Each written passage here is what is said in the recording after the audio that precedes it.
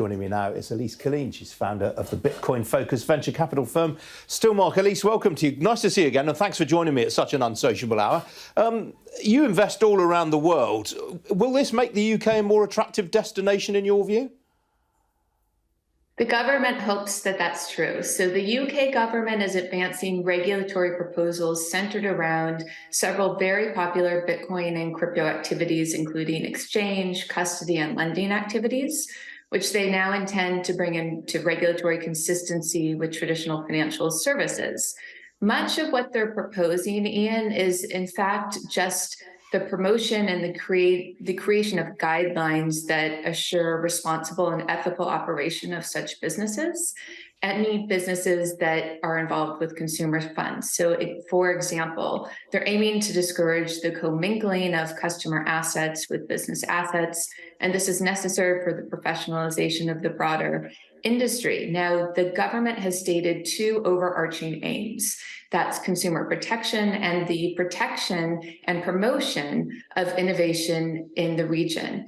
Now, it's notable that this is all happening with the backdrop of chaos in the crypto industry. It's been a rough couple quarters, and that includes the collapse of several custodial businesses, including exchanges, lenders, and providers of yield-promising products. That includes, of course, FTX, which has been in the news recently, and the collapse of which led to the investigation of several executives and the loss of consumer funds. Now, what's remarkable about the UK government is that that hasn't in any way sort of diminished their commitment to advancing regulation in the field that will promote entrepreneurial activity in the region. Absolutely. And are you surprised by that? I'm not, because the messaging has been very consistent, even if there's been delays in advancing the regulatory roadmap. And so what will be most important to see here are two things. The government is intent on fostering entrepreneurial activity in the region and becoming a hub for Bitcoin and crypto.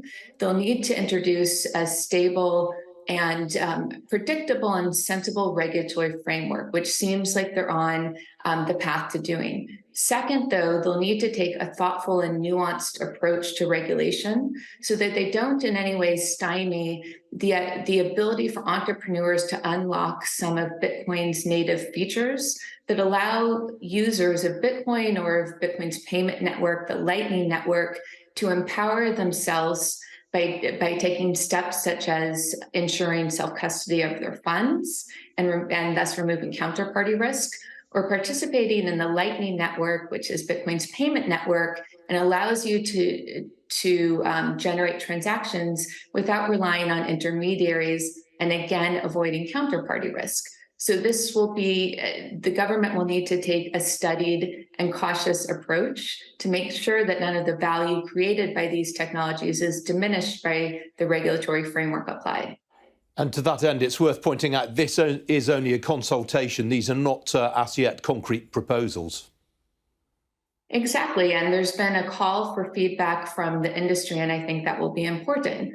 So a couple areas that we are watching for will be the government's approach to self-custody and perhaps even their thoughtful guidance for custodians to direct user funds to flow into self-custody when not in use for trading or transactions.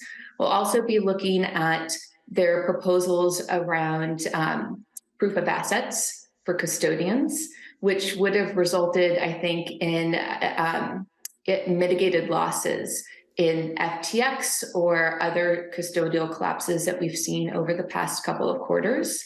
And then finally, their approach to operators in the Lightning Network space. And so what will be important here is to see regulators understand the difference between a custodial business and a business that simply facilitates user activities and consumers' engagement with these technologies without ever taking control of user funds or introducing risk for those users.